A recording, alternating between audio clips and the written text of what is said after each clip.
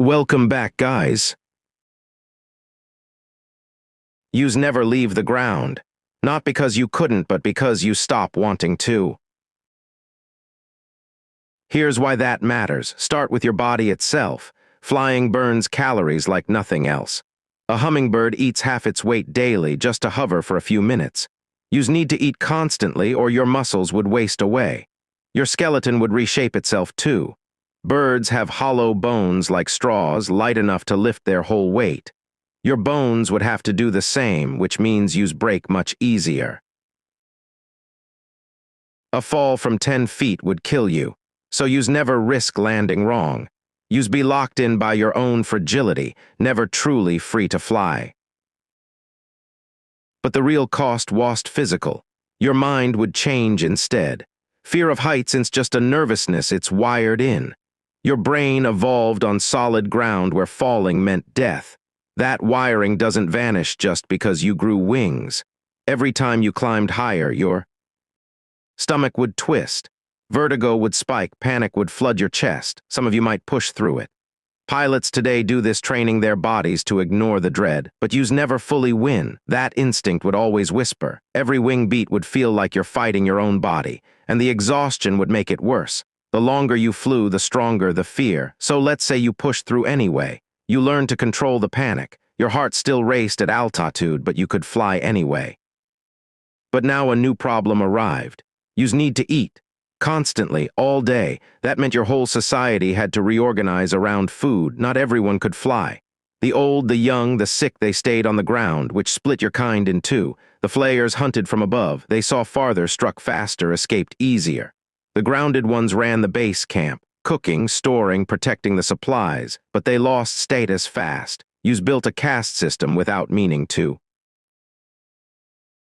The grounded ones felt it immediately. They watched the flayers return with fresh kill and stories from the sky. The ground dwellers did the work instead.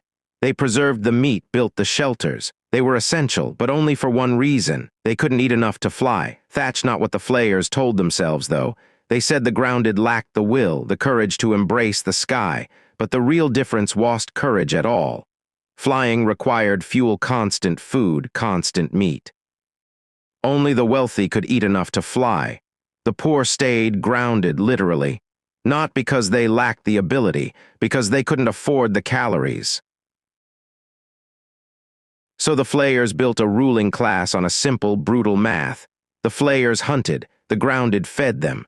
The grounded ones began to resist, not with weapons, with knowledge. They realized something the flayers missed. Flying required fuel, and fuel meant hunting. Hunting from the ground was harder than from above, but it was. Also something only they could do. The flayers couldn't plant crops themselves. They needed meat too much to stop hunting. Grain takes months to grow. A flayer starves in days without it. So the grounded ones held something precious. They controlled the food supply, and they began to use that power. First came demands, simple ones, a voice in the council fires, a say in decisions that mattered. The flayers resisted at first, but hunger is a powerful teacher. Within a generation, the power shifted. The flayers didn't see what was happening. They believed their power was still theirs, but the ground had already won. Came from the wings themselves. The advantage was physical. They could see prey first, strike faster, escape danger, but that was the real lever. The real power was information. The flayers saw the whole world. Herds, water, shelter, enemies. They carried that knowledge back down and used it to make decisions. Where to move camp next, which routes were safe or dangerous, when enemies were coming. They hoarded every advantage without seeing what they actually depended on. The grounded ones saw it clearly. So they stopped sharing the harvest. Not overnight, gradually, carefully. A meal withheld here, a supply delayed there. The flayers felt it immediately. A flayer showed up for his share. The grounded one smiled, shook his head. "Bring your family to council," he said. "Then we talk about grain." The flayer couldn't refuse, not hungry. His body was already eating itself. He came to the council fire. Other flayers were already there, hollow-eyed, exhausted, no choice. The grounded ones laid out their terms, power in decisions, shared hunts, equal shares of every meal. The flayers had no real choice. They agreed. The caste collapsed. But something deeper had shifted. The flayers had learned they weren't invincible. The grounded ones had learned they held real power. Both groups now understood. The same thing, flying didn't free you from needing others. It just made that need more visible. It made you depend on them more. A flayer alone was just starving. The grounded ones without flayers to bring game were stuck. Neither side could survive alone anymore. But here's what you need to understand about cooperation. It only works when both sides believe in it.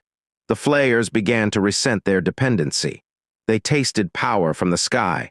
Now they had to negotiate with people they despised.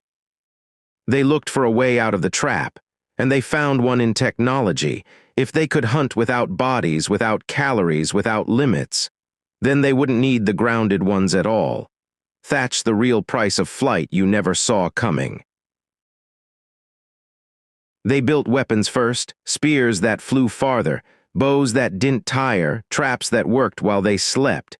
Each invention shrunk the problem. The grounded ones watched this happen. They saw the trap closing. Once the flayers hunted alone, they wouldn't need the ground anymore. So they stopped coming down. They built camps in the peaks, grew their own food on cliff ledges, hunted herds no one else could reach. Within 3 generations, they forgot. They forgot the ground dwellers entirely. And that's what flying actually costs. You can't rise above everyone else.